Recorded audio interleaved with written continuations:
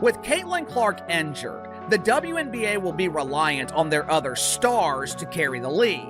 I'm not just talking about ratings. I'm not just talking about attendance. The WNBA will be reliant on their other stars to maintain the interest of the mainstream. With Angel Reese being the only player with mainstream name recognition, most of the pressure, it is going to be on her to perform. And we have plenty of evidence that proves Angel Reese is not qualified to carry the league. Caitlin Clark's season has officially come to a heartbreaking end. And this time, the blame doesn't fall on bad luck or just injuries. No, the shadow of Angel Reese's jealousy has been hovering all year, fueling unnecessary drama, dangerous physical play, and an ugly environment that pushed Clark's body past its breaking point. From a quad strain in May to groin problems in June and July to a bone bruise in August, it was one blow after another. And while the league should have been protecting its brightest star, Reese and her obsession with taking Clark down became the sideshow that spiraled out of control. Now, the fallout isn't just a personal tragedy for Clark, it's a league-wide disaster. Fans are done. No matter how much Reese thinks she is the star, this proves otherwise. And what's Angel Reese's response? Silence. Maybe even satisfaction. Angel Reese, under pressure. When you think about it, there have been so many classic songs written about the WNBA dump. Obviously, Under Pressure by Queen and David Bowie, which directly applies to what Angel Reese and her colleagues are going through right now. An immense amount of pressure to carry this dump of a league while Caitlin Clark... Think back. How many times did we see Clark shoved, grabbed, and thrown off balance, only for the cameras to cut to Reese celebrating her physicality, like it was some kind of badge of honor? That's what infuriates fans the most. Everyone saw it in real time. Clark was hammered on curls, bodied before she even touched the ball, and roughed up every trip down the floor. Yet while Angel Reese played up the rivalry theatrics, the actual basketball kept sliding into something ugly. It stopped being about competition and started looking like one player being openly targeted night after night, with no accountability. Well, it all started last year, in her rookie season, where she received 20% of all the flagrant fouls in the league.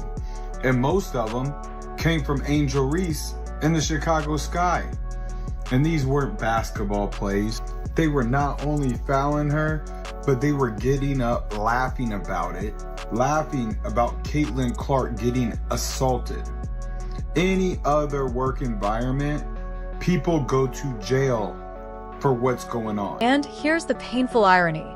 The very player who carried the WNBA into record-breaking viewership, selling out arenas in Dallas, Vegas, New York, and Chicago, was left vulnerable because Angel Reese and others thought proving a point was more important than protecting the game itself.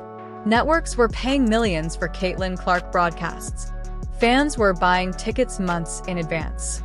But instead of letting her play, jealousy turned into an arms race of fouls, cheap shots, and intimidation. For Clark, that meant collisions, twisted pivots, and landings that piled up into injuries that could have been avoided. What little girl wants to grow up and play in a league where you're targeted like that? How do you sit here and profess and demand that everyone take women's sports seriously when you can't even take it seriously enough to not act like a junior high queen on the court? It's stupid. That's so dumb. It looks like a soap. This wasn't just frustrating to watch. It was dangerous to the very foundation of the league. Every time Clark absorbed another cheap shot from players desperate to prove they weren't overshadowed, the clock ticked closer to this moment. Her quad strain, her lingering groin issues, none of these were flukes. They were the result of weeks of unchecked physicality from opponents more obsessed with knocking her off balance than actually beating her with skill. And yes, Angel Reese was at the center of that narrative, leaning into the villain role, thriving on the attention, even if it came at Clark's expense. And last year, I noticed how much it was just Caitlin Clark. Caitlin Clark was taking all the hits. Caitlin Clark was taking all the abuse. But this year they've added Sophie Cunningham. She gets more flagrant fouls on her than anybody in the league besides Caitlin Clark. And Aaliyah Boston, she's been taking hits as well. But the worst thing is the consistency. So they don't call flagrant fouls, or most of the time, Caitlin Clark could be held for an entire game at a time. They don't call fouls. They don't call common. And that's why people are calling out the hypocrisy. The WNBA loved parading headlines about record ticket sales, jersey sellouts, and unprecedented sponsorship deals, all thanks to Caitlin Clark. Yet when it came to their biggest star's safety, they let jealousy-driven rivalries turn the season into a circus. The result?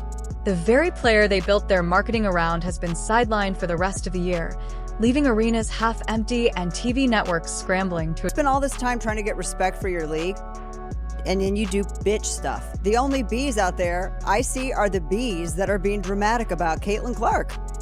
That's all I see. They try so long to get respect for women's basketball, and then they treat it like a junior high school girl's locker room. Junior high school girl antics on the court. Instead of playing the game, they gotta be drama because they're jealous.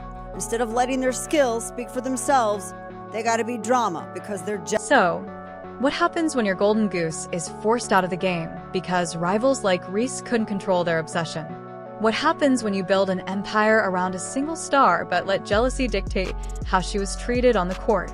Now we know the end result. Caitlin Clark limping on the sidelines while the league, and Angel Reese herself, scrambled to explain why she can't even fill up her own arena. The targeting, the jealousy, the constant cheap shots, they didn't just influence box scores. They laid the groundwork for Clark's season-ending collapse. And now the backlash isn't contained to the floor, it's spreading everywhere. Was Caitlin Clark's second season doomed from the very first practice? Looking back now, it sure feels like it. Go all the way back to training camp in May. Reports already hinted her quad was tightening, something most franchises would have treated with caution. But instead of giving her a real chance to recover, she was paraded out as the centerpiece of every event, every scrimmage, every media push. Meanwhile, Angel Reese and her camp were practically salivating at every chance to exploit that vulnerability, fueling the narrative that Clark couldn't handle the league's physicality. Less than 2 months later, that nagging issue escalated into a groin injury. By July, the groin turned into a full-blown tear, and suddenly, the announcement everyone dreaded became reality. Caitlin Clark was finished for the year.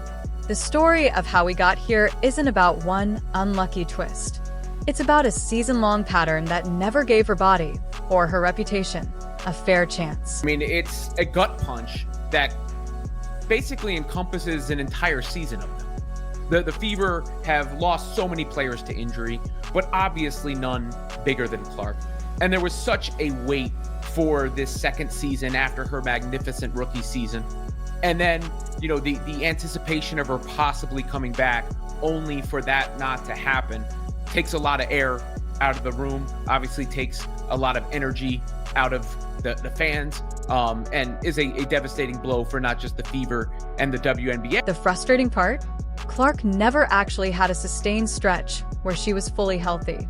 At least 3 separate times she was listed as day-to-day, and every time the word precautionary was dangled like some kind of magic shield. But what precautionary meant in practice was Clark rushing through quick treatments, strapping on tape, and being sent right back into the fire the same weekend. To fans, it felt like watching someone try to sprint with one leg, while officials and rivals, Reese included, stood back pretending everything was fine. Clark, a 2-time All-Star and the 2024 WNBA Rookie of the Year, has been sidelined suffering a right groin injury during the Fever's 87-77 win over the Connecticut Sun on July 15th. If you guys remember that game, Caitlin Clark put the team on her back in the winding minutes to give the Indiana Fever that lead. Clark also suffered a bone bruise at a later date during her recovery. That's where the mismanagement and the targeting collide.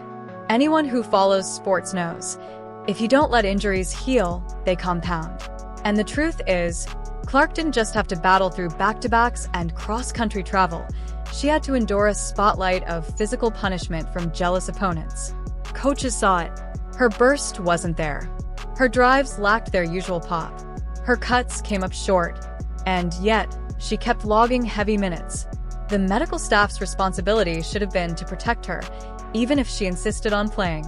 Instead, they left her exposed, while players like Reese practically celebrated every hard foul or cheap bump as some kind of moral victory. Kaitlyn has worked so hard throughout this time, doing everything possible to recover and return to the court, but ultimately, time is not on our side, said Indiana Fever COO and GM Amber Cox.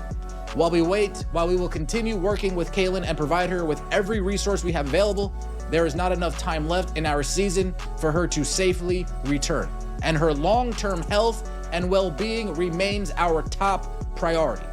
We are looking forward to having her back at full strength to start the 2026 season. Clark appeared in 13 games during the regular season, averaging 16.5 points, 8.8 assists, and 5 rebounds per game, while helping lead the team to the 2025 WNBA Commissioners. So, what was prioritized here? Her health or the revenue tied to her name? The answer seems painfully obvious. The Fever needed her to pack arenas. The WNBA needed her to keep television numbers afloat. And rivals like Angel Reese needed her on the floor because the only way their personal brands gained traction was through Clark's spotlight. Nobody pumped the brakes when the warning signs flashed. Nobody asked whether dragging her out night after night was sustainable. And the result? Caitlin Clark didn't go down